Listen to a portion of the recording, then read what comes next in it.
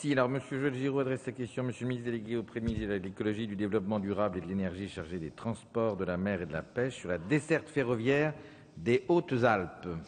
Merci Monsieur le Président. Monsieur le ministre, l'accès aux Alpes du Sud par le train subit depuis plusieurs années une dégradation constante.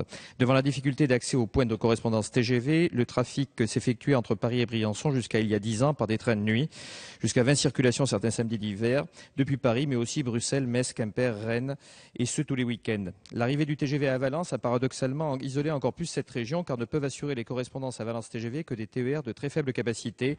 L'essentiel des correspondances est donc assuré à Valenceville, ce qui limite le nombre de trains et ne permet pas d'accéder au TGV pour d'autres destinations que Paris. Pour mémoire, un accès existe aussi par Grenoble, mais la capacité de la ligne est limitée par l'établissement public de sécurité ferroviaire. En 10 ans, alors que les Alpes du Sud connaissaient un accroissement considérable de leur capacité touristique, plus 60% sous l'effet des mesures de défiscalisation en zone de revitalisation rurale, la part du rail dans les déplacements est passée de 20% à 2% en 2010. Ce pourcentage est remonté à 5% en raison de l'ouverture pour la saison 2011-2012 des TGV Paris-Milan, la gare italienne d'Oulx étant à 25 km de Briançon. Comme on le voit, plusieurs opérateurs interviennent sur cette desserte. TGV Europe via la gare italienne d'Oulx, dont l'accès à Briançon est quasi confidentiel malgré le potentiel considérable, les horaires des correspondances routières n'étant pas diffusés par la SNCF. L'État au travers des trains d'équilibre du territoire de nuit Paris-Briançon. Les régions Rhône-Alpes et PACA avec une forte contradiction entre intérêt de l'accès touristique et déplacements locaux. Il convient donc d'organiser sous l'autorité des deux préfets, Rhône-Alpes et PACA, des deux autorités organisatrices de transport, PACA et Rhône-Alpes, un vrai Grenelle de la desserte des Alpes du Sud en présence de Guillaume Pépi, président de la SNCF, et ce sera ma première demande. En attendant ce Grenelle, que j'appelle de mes voeux, le seul lien reliant Briançon au reste du monde demeure le train de nuit, le TET Paris-Briançon. Sa mise à réservation plus d'1 semaine à l'avance n'est possible que depuis cette saison hivernale, étant précisé que même 2 mois à l'avance, dans une région qui vend des séjours, ce n'est pas suffisant. Votre politique de rapprochement entre SNCF et RFF est donc absolument indispensable. La demande du territoire porte donc sur le renouvellement de la convention relative au TET Paris-Briançon et sa mise en réservation active afin de pouvoir être vendu en même temps que les séjours touristiques. Mais l'avenir demeure toutefois sombre pour l'accès au TGV à Valence. Ainsi que l'a précisé le rapport du Conseil général de l'environnement et du développement durable de janvier 2012, la ligne de Valence connaît de nombreux désordres géologiques et n'a jamais bénéficié des effets d'un contrat de plan État-région Rhône-Alpes. Elle se dégrade rapidement, ralentissement permanent, entretien minimal. Cette ligne risque à terme de devenir à exploitation restreinte et de priver définitivement de tout accès les Alpes du Sud. C'est pourquoi, dans le cadre de l'actuelle CPER État-région PACA, s'achève l'étude en vue du débat public pour la mise en place d'une connexion ferroviaire entre Briançon et Oulx. En 2005, la DRE PACA avait mené une étude qui démontrait qu'un potentiel de 1 500 000 voyageurs existait sur cette axe. Cette ligne fait partie des 5 lignes inscrites au SNIT au titre des régions transfrontalières et aujourd'hui, l'engagement attendu de l'État est de lancer le débat public à l'issue de cette étude, d'autant que des financements existent au niveau transfrontalier et que le potentiel voyageur démontre la faisabilité des scénarios les plus modestes qui ont l'avantage d'être totalement complémentaires du Lyon-Turin et d'apporter des trafics voyageurs à cette ligne sans soulever de contraire du Lyon-Turin d'opposition en Italie. Ce territoire, Monsieur le Ministre, ne peut rester à ce point sans accès au TGV. Nous comptons donc sur votre engagement. Monsieur le ministre, vous avez la parole. Merci Monsieur le Président, Mesdames, Messieurs les députés, Madame, Messieurs les députés, Monsieur le député, cher Joël Giraud. La desserte en transport collectif de la ville de Briançon est un des points abordés dans le rapport qui a été élaboré en 2012 par le CGEDD sur la desserte ferroviaire des villes alpines. Le CGEDD recommande notamment de pérenniser le train de nuit Paris-Briançon en améliorant le niveau de service offert à l'occasion de l'élaboration de la prochaine convention d'exploitation des trains d'équilibre du territoire. Nous nous inspirerons de ces recommandations. Tenant compte donc de ces conclusions du rapport, je vous confirme que le périmètre de la convention TET, dont la prorogation pour une durée d'1 année est en cours de définition, continuera d'intégrer le train de nuit Paris-Briançon.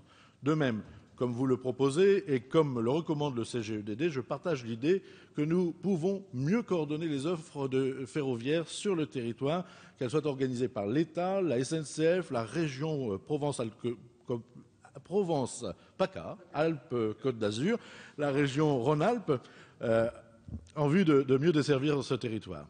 Si les deux autorités organisatrices en agréent, je proposerai qu'un travail commun soit mené avec l'État, la SNCF au niveau local, afin d'examiner les modalités d'une meilleure articulation des services existants. En ce qui concerne la ligne Valence-Veynes, qui relie les Hautes-Alpes au réseau principal et qui permet en particulier, c'est important, d'accéder aux services TGV, cette ligne connaît effectivement des désordres importants à l'origine des incidents que vous soulignez régulièrement.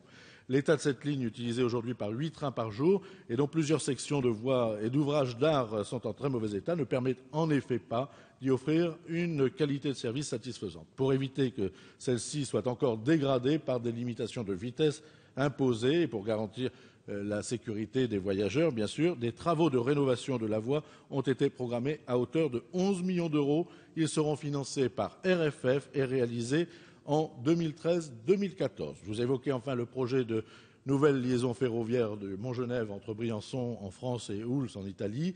C'est un dossier qui fait l'objet d'échanges et qui a fait l'objet d'échanges notamment lors du sommet franco-italien avec les autorités italiennes.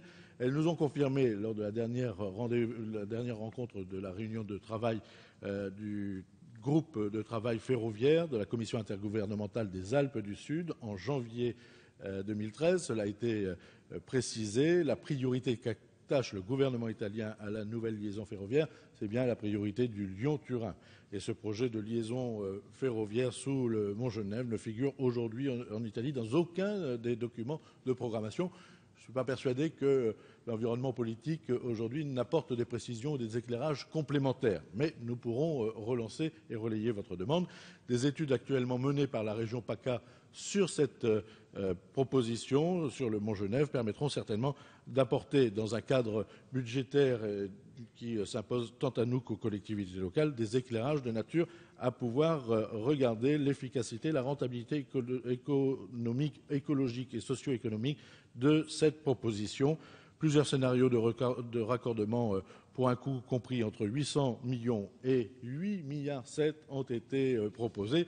C'est dire qu'il est important de pouvoir nous imprégner des études qui sont menées pour avoir une vision un peu plus claire. Sur cette base, nous pourrons faire en sorte, c'est votre combat depuis longtemps, que la mobilité, mais aussi la liaison ferroviaire qui puisse mieux desservir en qualité de service votre territoire, puisse trouver solution de la part des RFF, de la SNCF et de l'État. Monsieur Giraud, cette réponse vous satisfait-elle? Monsieur le ministre, je voulais vous remercier de cette réponse qui est très favorable à la desserte de notre territoire. C'est d'ailleurs une réponse favorable que nous n'avions pas eue depuis fort longtemps. Je me permets simplement de préciser qu'il existe un échange de lettres entre le président de la Regione Piemonte et le président de la région Provence-Alpes-Côte d'Azur, PACA, qui est en faveur du percement d'une ferroviaire entre Briançon et l'Italie, justement pour ces questions également d'apport de trafic supplémentaire au Lyon-Turin. Ce dossier devant lui être intimement lié car il apporte des trafics très importants à cette autre desserte. Merci.